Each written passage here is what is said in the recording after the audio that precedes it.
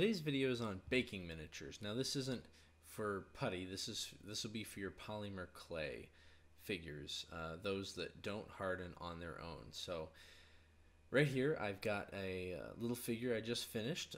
This guy's called Little Knife, and he is entirely made out of FIMO except for his sword. The blade and the hilt that you see there, that is made from ProCreate and Aves mix, and maybe just some straight up ProCreate as well on those little buttons. And yeah, so this guy, if you know, he's got to be baked or he will stay it'll stay pliable forever and you won't be able to mold it. So we're gonna go ahead and I'm gonna tell you a little bit about some of the different polymer clays that you can use to sculpt with and how they turn out when you bake them. I wanted to say a few quick things about putty and baking. So the whole purpose of this video is to show you how to bake polymer clay. But I have received a lot of questions for people not understanding how the baking process will affect the putty, or even if you're supposed to bake the putty. So what I have here is I've got Greenstuff and ProCreate. These are the two most popular putties, two-part epoxy putties used in sculpting miniatures. And these two pieces are fully cured, or at least they will be by the time we throw them in the oven to bake. And that is the way you handle it when you're sculpting miniatures. If you're sculpting miniature with polymer clay, but you need to, there's going to be a putty understructure holding the clay on, and possibly before you bake the polymer clay or possibly after you bake the polymer clay, you'll add some putty for various details. You know, I do that a lot of times for hands or very small little parts. Maybe you just forgot to put something on and you need to stick it on with putty, so you'll do that. But either way, when you go to bake the polymer clay, if you have putty, no matter where it is on the figure, make sure it's fully cured, and putty cures itself. You just have to give it, you know, about 3 hours to be more or less fully cured. And then you can put it in the oven and bake it, and you will see that it is totally fine. The temperatures we're baking the polymer clay at are below or at least at the same as they would be when they are being vulcanized in the rubber mold making process when we turn these into pewter miniatures.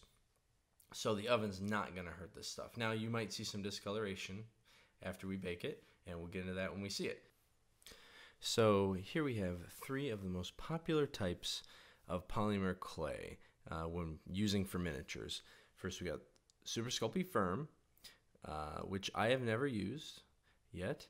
Well, I should take that back. I've never used it for miniatures. I've used it for larger sculptures and things like that, and it's cool. It's really good stuff, I think. I think it's a lot smoother feeling than Super Sculpey, but I just haven't used it for miniatures for whatever reason. Then we got FIMO. This is FIMO Classic, and as you see here, it says it's Tom's Special Blend, and all that means is it's not FIMO Classic right out of the package. It's a mix of 80% white, 20% black, mainly just for color, and then that whole 100%, I add an additional amount of 10% of that 100% of what's called FIMO Mix Quick, and that stuff is great for just that's just conditioner for the clay. It just helps make it a little smoother and moister, so if it was dried out a little bit, it just keeps it from cracking when you start getting really thin. Wow, I just dropped my mic. Okay.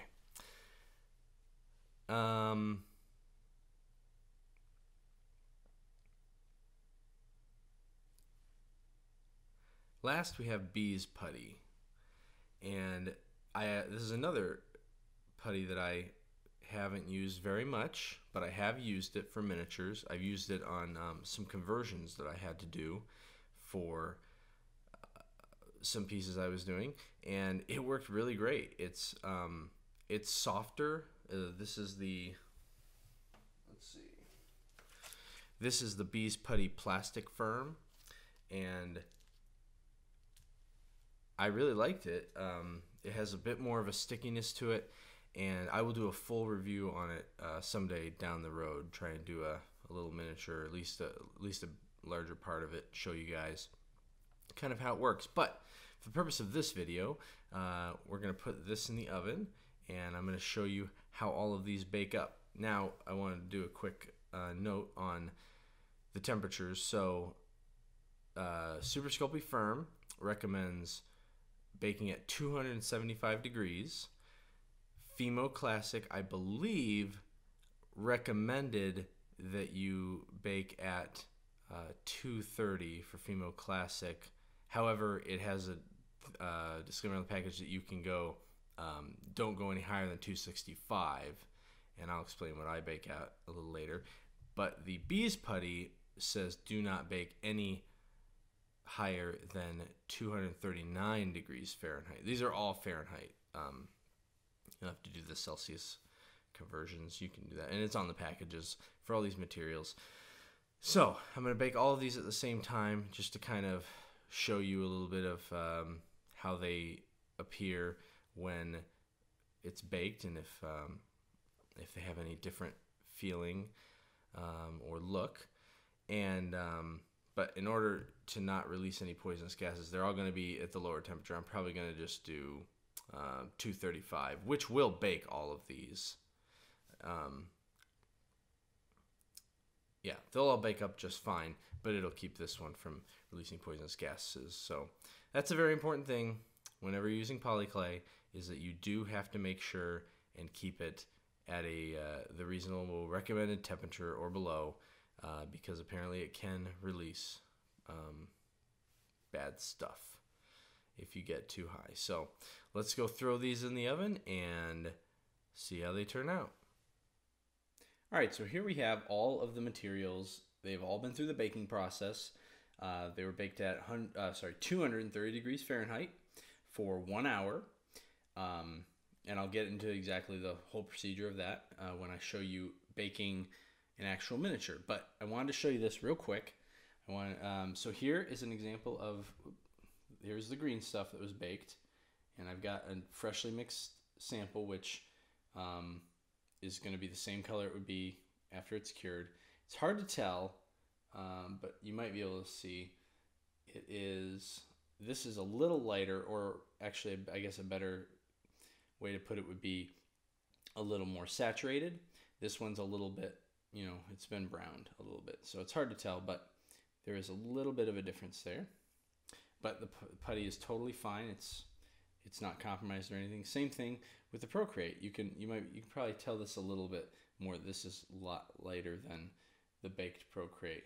So, but again, the putty is totally fine. It will discolor some, and you can see I'm pulling at it. Nothing's really flaking off or anything. Pushing on it pretty hard, and it's going to be even better with the green stuff, because this is just a really durable material. Okay, let's get these out of the way. All right, so now we have the 3 versions of polyclay that we baked: Super Sculpey Firm, FIMO, and the Bees Putty. So this, they all look pretty much the same as they did when they went in. I think this looks like it might be a little bit darker, but it's super hard. Now with the polyclay, if you try and damage it, with your nail or even this, I mean, obviously it will cut. You can cut polyclay, but it's very hard and it's very durable. And I wish that I had some Super Sculpey regular, the pink stuff, that I could show you, because in my memory, I just remember when I worked with it, like if I was pushing on it and trying to break it like that, it would chip and flake a lot easier. FIMO, really good. It's hard for me to scrape it with my nail at all, and you can feel just ever slight amount of flex, which is good, and that actually is some of what helps it hold up so well, because it won't bake brittle. And lastly, the Bees Putty. This is probably the softest of these 3 clays to work with while you're working with, but it is super hard, very dense. It carves very nicely. With a knife, you can trim it off. I didn't show you with the FIMO, but I better show you that real quick. Trim's very nice. I've done many conversions where I've taken a model that was FIMO and trimmed off parts, patched it up with clay. So really, you know, through this process, all you'll end up seeing is a slight darkening of the material, whether it's the putty or the poly clay. But all right, now let's move on to baking an actual miniature. Now that you have your miniature completed, here's what you need to do in order to bake it. I like to set it on a stand, like you saw, pan or something. I'm going to set the temperature. I like to set it for FIMO, this is FIMO Classic, to 260 degrees Fahrenheit. And normally this is very risky, what you're about to see. I normally, oh no, I'm going to do it the smart way. I put the pan in first and then I put the miniature on the pan because you don't want it to fall off while you're setting it in there. But set it in there, you set the oven to preheat, put the miniature in there, close the oven, and then we're going to set the timer for 60 minutes. Now you can leave the miniature on its sculpting stand just like you see. If it's cork, if it's wood, it'll be fine at this temperature.